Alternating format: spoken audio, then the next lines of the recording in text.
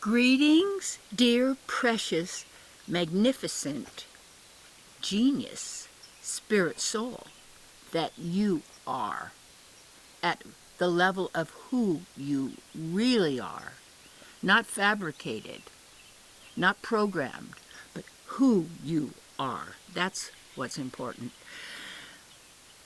Wow, beautiful, beautiful, beautiful now. And we are the now. We are eternity. My topic is ignorance is never bliss. So people say, oh, ignorance is bliss. If I don't know it, it won't bother me. Well, wait a minute. Let's look at that. It has a partial truth, a little bit. And what happens is when we take partials, it's like fracking ourselves, fragmenting ourselves in all these different aspects. But when you bring yourselves all together, there is no fracking. There is no, what would you say, compartmentalizing bureaucrat self, you see. And because, see, the level where ignorance, not ignorance is bliss, but see, ignorance is pain. Ignorance is suffering. Ignorance is lack of power. Ignorance means not knowing who you are or being who you are. And one of the keys that we need to be aware of is that probably the greatest mistake anybody could make is not using this opportunity of where we are and what's going on and being here to find out and to know and be who we are. And what happens is different religions, different groups and sort, where you have to know the difference between truth and fiction, what's real and what's pretend. And when you've got a lot of news out in the world, you've got a lot of dialogues going along, a lot of narratives, there's so many books and libraries and internet information. It's just, it's information. But so much information is only about the outer realm, dissecting it, labeling it, categorizing it, all words, basically. Laws are words made by humans, writing those down. And usually lawmakers don't follow the rules because they make the rules for other people to follow. And when you know who you are, it's not comfortable. It's not comfortable doing the research at first because it starts blowing your belief systems, blowing your mind, so to speak. And when we own certain beliefs and believe they're absolute truth, see, I don't believe anything or anyone because I don't need to believe. I can sense and I know and I perceive and I'm able, just as we all are, when we turn on that facility, that capability that we have to observe and to witness and to notice.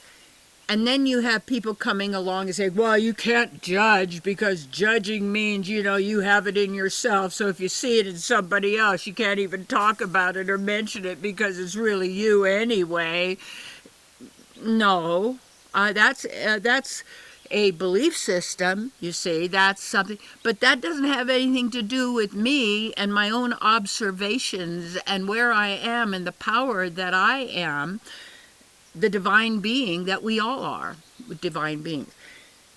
So there are so many roadblocks and blockages to people finding out and knowing and being who they really are, rather than a program, rather than a copy, rather than a caricature, rather, being some kind of a character in a movie and a role you're playing. You know what I noticed years ago when I was a teenager and starting to date, these guys and stuff, is that so many of them talked like they were in a movie. They would use those same words, those same scripts, basically.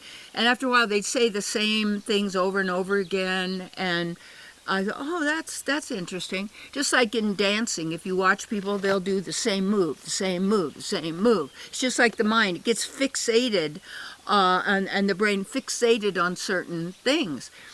And when what happens is, it's not about gaining more knowledge of the outer world, because that is very simple. It's a creation, okay? It's an idea, it's a concept, it's a word.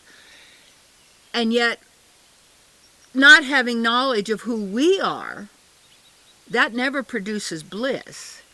It may be the person acts like, well, I'm fine, I don't need to know what's going on, because if I know what's going on, I'm going to take it on. No, as an observer and a witness, you can perceive what's going on, but you do not identify with it. You do not take it on as you see.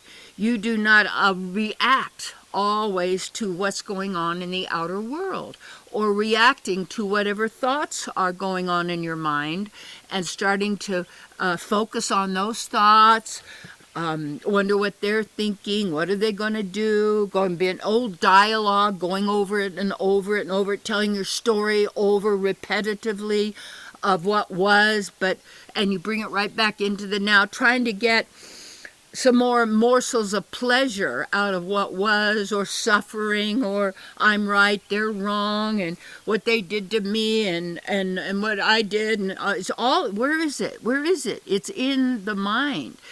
And we then make that real. So the essential thing is really that knowledge, knowingness of who you are, and also having the philosophy or the knowledge of how this realm operates, how you're operating, the powers that you have. And when you delve into that it's not about outer space. This is all a distraction. Well, we gotta go find some other place to get to, and all of this. I wonder if it's all a big program.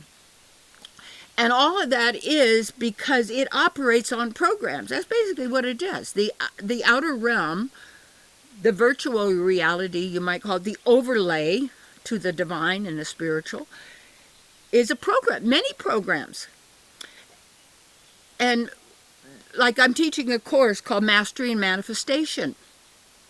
And it'll be starting in July, so if you're up in this area,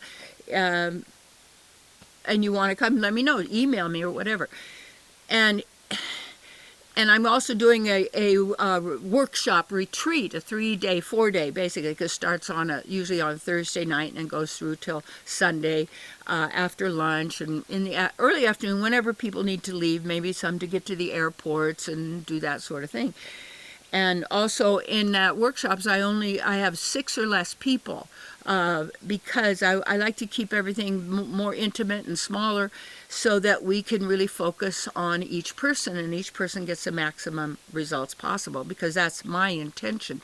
You see, I'm working for you, and because when I'm working for you, I'm also working for me, because I'm able to give. And as a nature, as a spiritual being, we love to give, we love to empower, we love to enrich, we love to acknowledge and appreciate others, animals and such. You're living then in a different realm, in a different world, because you're in the spiritual, you're in the divine. And using our opportunity here to get as much knowledge as possible. And you have to go beyond the taboos. You have to go beyond whatever religious institution or organization, whichever philosophical one, a psychiatric one, government one, education one, cultural one, family rules and regulations and customs, neighbors, concept. Because you see, it's when people are contaminated with the mind virus, they're contagious. And what I call it the mind virus, because it distorts our perception. And when our perception is distorted, instead of tuning in and being who we are, we're always looking at someone or something on the outside to validate us, to make us feel good, to solve our problems, all of this. And the problems are basically math. It's really math is the problem. And because nature doesn't have mathematics, it doesn't exist in nature. Now, somebody could make it look like it does because they're analyzing it and figuring it out, and you say, well, this leaf has 2% of this and 5%, so it has math. No, it doesn't calculate in that way. And when we're calculating in math, then we're giving math the power. And then math then becomes, with mathematicians, they love to solve problems. And when you're dealing in the knowing of who you are, and you are a master of manifestation, you can operate in this realm, in a sense, like in your own bubble of reality, and also influencing all those around you by your own example and how you are, and how you carry that into your work, your life's work. And how you know you're a real divine being is that you really do care about others, and you endeavor for their welfare. That means for their knowledge of who they really are.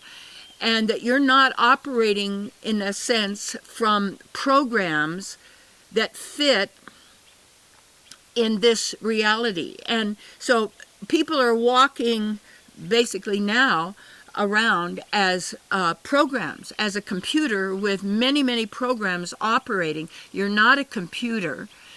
And the mind, you could say, is an original computer because it's a copy, and because I would say what we call the mind is basically an infection itself, because you don't need fracking. You don't need, this is my mind and my subconscious and my upconscious. No, all is known to you. All. And as long as we keep giving that away to others in ignorance, because that's what everybody else does, and this is a way to teach you in school, and you want to line up and you want to have a good job, and said, you see people right now, you hear young people, it isn't about what they can do as their life's work and working for the welfare of the animals and the plants and the humans and the earth, but it's really their own. It's all about how you make that much money, or you be that big of a celebrity, or you could throw the ball into the the hoop, or the ball in the hole. It's over there, and it's, or you see what that fame, the glamour, the money, the stuff, the things, and then it's all been we all did.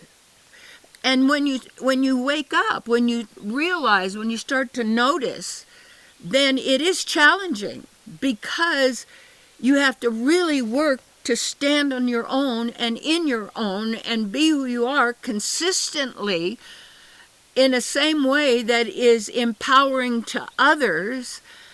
And you're not using that knowledge then to beat other people up and to tell them how stupid and dumb they are. But a lot of people are stupid and dumb, only because they don't know who they are. And instead of it, and it becomes so much fixated on stuff and things and technology and all of this, that where are you, you say? Where are you? And when you use this opportunity to get the knowledge, not of how much can I know about this, and how many PhDs, and how many of this can I get, and masters, and how much can I know of this and that. What are you doing? That's all temporary. And what is it?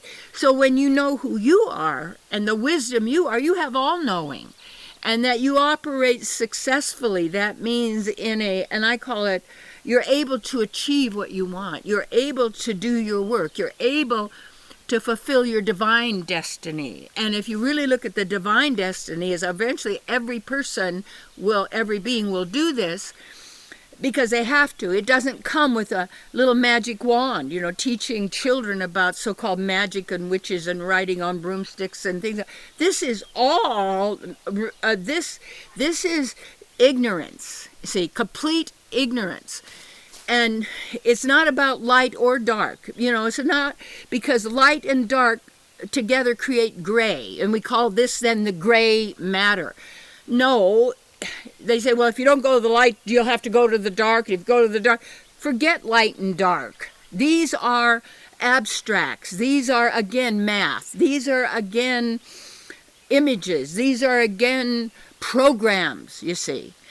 And if you're operating by a program, the program is controlling you, not knowing that you're agreeing to and accepting the program as an absolute reality and denying your own self as the absolute. You see? All right, so do your work, invest in your knowledge, whether it's books or courses or classes or retreats or workshops or anything. Immerse yourself in knowledge, but don't make it a belief system. Use that to contemplate, to realize, to sharpen your awareness and your knowingness and ability to stay centered in true bliss. True bliss just means you're not thinking. It's not a goal. It's just what happens. Breathe into your heart, in through your nose, and breathe out through your mouth. When you do that, you're centered, you see. You're back to who you are.